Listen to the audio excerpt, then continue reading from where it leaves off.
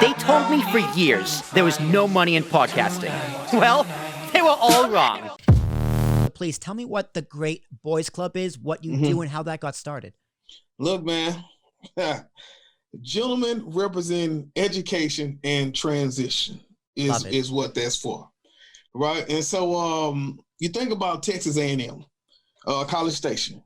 Okay, so I'm down there at school, and I'm working at the high school. 94% other than African-American staff, 67% African-American population. So you're thinking about that. Your typical student was probably middle to upper class A&M student, right, who was a little disconnected to what was happening. And so what my job was to create was just something that showed them how to be empathetic, but not sympathetic to our young men. And so from there, and just reading that book from Principal Kafele, man, I was able to create this curriculum, create this design, this framework. And in 2014, dude, I came back up to elementary school, and that's when I started it, man. And you know, we teach social skills. We teach boys how to go on interviews. Like the first lesson, which was on the news, is, do you plan to live until you're 21? I do. Okay, let's jump down there, because I was gonna save this for later. So you ask these kids, do you expect to live past your 21st birthday? If so, what will you be doing? Yeah. Now, you're asking that to a group of 3rd and 4th grade year old boys. Yeah. And I read that in the article, and I just go, that is heavy. Yeah, That's man. heavy. I can't imagine my 4th grade brain even thinking about, am I going to live to 21? I was like, of course I'm going to live to 21. You know, I was a kid. I was like, I can't wait to go to college. 21 seems so far away, but I never had the experience of, I might not live past this. So and that's difficult for me to read as a successful 26-year-old white guy. Yeah. Right? I'm not living that. I never will live that. My kids will never live that. I'm aware of people living like that, but how difficult is it for you to talk to children about these topics? Because these are very real topics, and topics that do need to be discussed. Yeah. But it's not easy.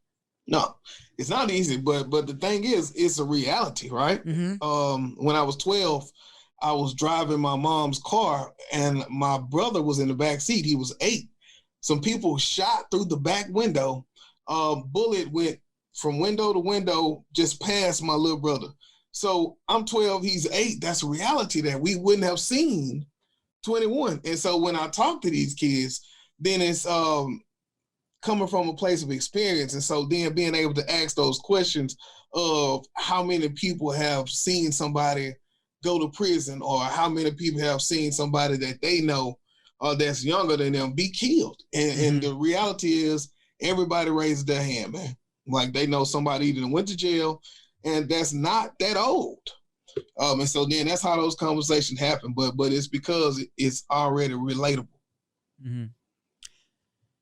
Now, do you have teachers in the school district who even grew up in this, or even went through the same school system? And I asked that because I bet if you did and asked the teachers the same question, they would all raise their hand too. Yeah. And I bring that up because, you know, it's a cycle. It's a cycle. It's been talked about to death about inner cities, violence, you know, breaking the cycle.